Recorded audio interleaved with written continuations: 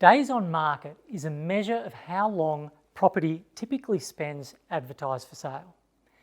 A property is advertised for sale on one of those listing portals like Domain or realestate.com.au, and eventually that property sells. Now, once it sells, it is removed from the properties for sale page of those websites.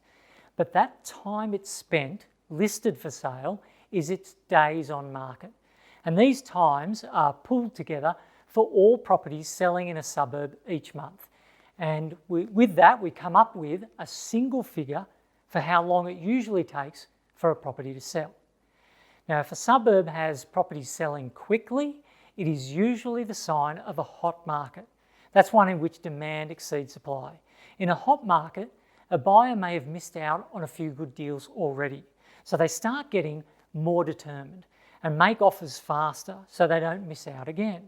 But in a cold market, there is no rush since demand is weak.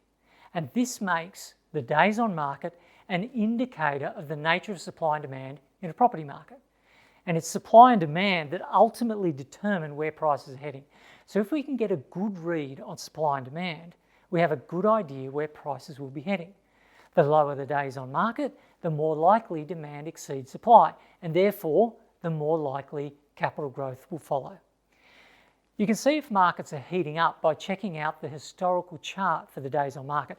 If you notice the days on market getting lower, that's a sign that the market is heating up because buyers are forced to act faster.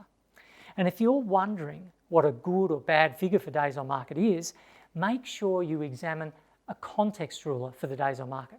It will show you the highest days on market, the lowest, the average, the median, and a whole lot more. This will give you an idea of how rare a particular value for the days on market is. Lastly, note that the days on market can be slower in exclusive areas where buyers are not usually rushed, even when the market is hot. So like most metrics, the days on market needs to be considered alongside other indicators of supply and demand.